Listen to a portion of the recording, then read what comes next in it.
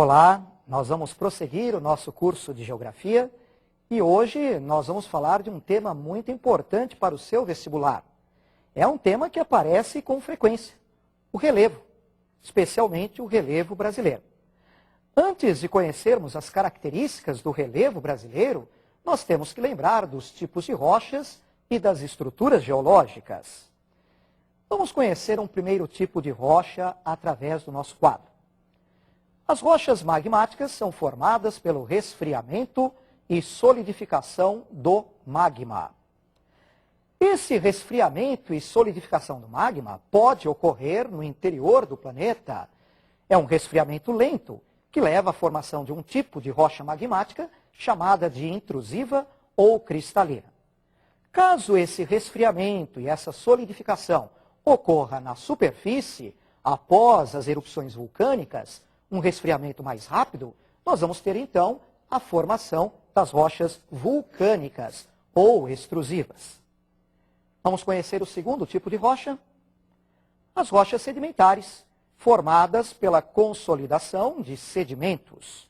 Sedimentos são o produto da erosão das rochas, do desgaste das rochas. Esses sedimentos, eles vão se acumulando em camadas nas partes mais baixas do relevo. Através da compactação desse material, se forma a rocha sedimentar. Em meio a essas camadas, podemos encontrar os fósseis, marcas de antigos seres vivos. Agora, vamos conhecer um terceiro tipo de rocha. As metamórficas, formadas pela modificação de rochas pré-existentes. Essa modificação ela vai ocorrer pela alteração nas condições de pressão e de temperatura.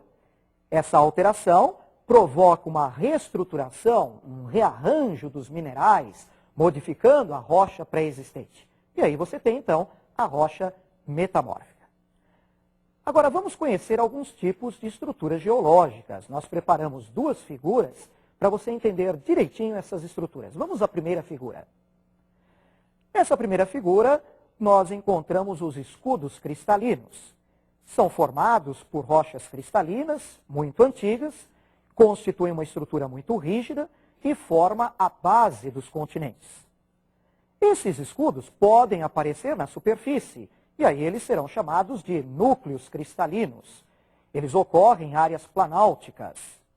E encontramos aí também as bacias sedimentares. Essas bacias sedimentares são formadas, como já vimos, pelo acúmulo de sedimentos nas áreas mais baixas do relevo. E elas vão aparecer com frequência em depressões e principalmente em áreas de planícies. Essas estruturas geológicas que você acabou de conhecer são muito comuns no Brasil. Agora nós vamos conhecer um outro tipo de estrutura geológica. Vejam a figura. Os dobramentos são formados por pressões laterais em pacotes de rochas sedimentares. Essas rochas dobradas formam montanhas e as montanhas agrupadas formam as cordilheiras.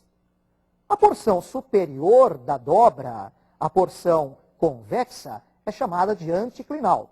E a porção inferior, a porção côncava, é chamada de sinclinal. Esse sinclinal, evidentemente, forma os fundos de vales. Você pode perceber as encostas das montanhas chegando aos anticlinais.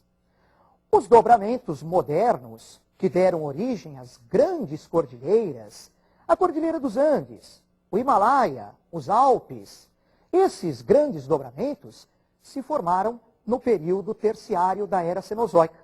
Mas o Brasil não sofreu a atuação desses dobramentos modernos. O Brasil, portanto, não tem esse tipo de estrutura geológica. E como é o relevo brasileiro? Se nós falarmos em características gerais, podemos lembrar que é um relevo, na sua base, de formação muito antiga. A base é formada por um escudo cristalino muito antigo e estável. E, superficialmente, formações sedimentares, depósitos de bacias sedimentares. O relevo brasileiro já foi muito desgastado pela erosão. Apresenta altitudes modestas.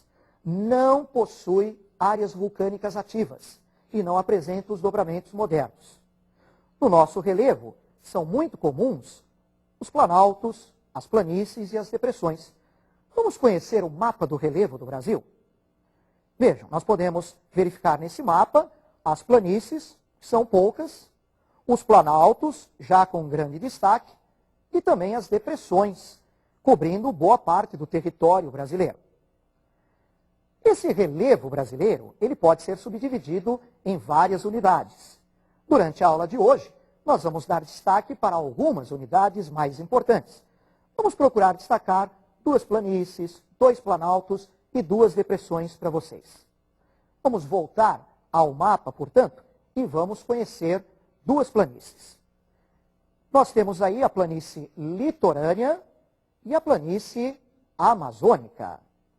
Na planície litorânea, que é estreita, alongada, nós temos algumas interrupções. Alguns costões rochosos interrompem a continuidade da planície litorânea. São as chamadas falésias ou barreiras. A planície amazônica acompanha o curso do rio Amazonas e de alguns dos seus afluentes, formada por terrenos sedimentares de origem fluvial e marinha. Essa planície amazônica, ela pode ser didaticamente compartimentada em 3 níveis. Vamos conhecer esses 3 níveis da planície amazônica através de uma figura? O nível mais baixo